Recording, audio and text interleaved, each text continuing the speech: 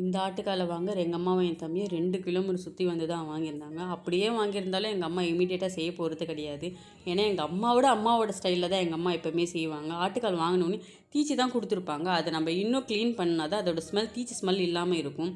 இதை வந்து சனிக்கிழமை நைட்டு எங்கள் அம்மா வந்து இஞ்சி பூண்டு பேஸ்ட்டு, மஞ்சள் தூள் இதெல்லாம் போட்டு நல்லா ஒரு 10 விசில் வச்சுருந்தாங்க. வீடே அவ்வளோ வாசனையாக இருந்தது. அந்த ஆட்டுக்கால் அப்போவே சாப்பிட்ணும் போல் இருந்தது. ஆனால் அது அவ்வளோ அப்பயே சாப்பிட்டோன்னா அந்த டேஸ்ட் அப்படி இருக்காது. அது நைட்டு ஃபுல்லாக அதோட எசன்ஸ் இறங்குனா தான் அந்த குழம்போட டேஸ்ட்டை வந்து இன்னும் சூப்பராக இருக்கும்னு சொல்லியிருந்தாங்க எங்கள் அம்மா. அந்த காலத்துலலாம் வந்து தேங்காய் ஓடு போடுவாங்களாம், அப்போ தான் சீக்கிரமாக வேகுன்றதுக்காக. ஏன்னா அப்போல்லாம் வந்து 4 ஆட்டுக்கால் 5 ஆட்டுக்கால் அப்படிலாம் வாங்குவாங்கன்றதுக்காக எங்கள் அம்மா மார்னிங் எழுந்த உடனே அதை செய்ய ஸ்டார்ட் பண்ணிட்டாங்க. இன்னும் ரொம்ப கம்மியாக ஊற்றணும். ஏன்னா ஆட்டுக்கால்லையே வந்து அந்த இது கொழுப்பு இருக்கிறதுனால. ஸ்பைசஸ்ன்னு பார்த்தா பட்டை, லவங்கம், ஏலக்காய், முந்திரி, பச்சை மிளகா, வெங்காயம் வந்து எல்லாமே நல்லா வதக்கணும்.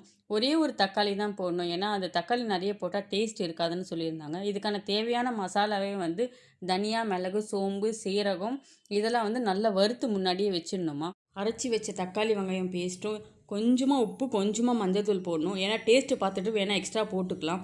இதோடு சேர்த்து இந்த மிளகு சாந்தெல்லாம் இருக்குல்ல, அதையும் சேர்த்து இதில் போட்டுடணும். அப்போ தான் வந்து அந்த காலில் நல்லா ஊறி அந்த டேஸ்ட் இன்னும் சூப்பராக இருக்கும், வாசனையாகவும் இருக்கும். கொஞ்சமாக எங்கள் அம்மா மிளகாத்தூளும் போட்டு வந்தாங்க. ஏன்னா எங்களுக்கு காரம் பத்தாதுன்றனால தேவைன்னா போடலாம், இல்லை மிளகையும் இன்னும் கொஞ்சம் அரைச்சி போட்டுக்கலாம். சாம்பிளுக்காக கொஞ்சம் வாங்கி சாப்பிட்டு பார்த்தோம், அவ்வளோ சூப்பராக இருந்தது.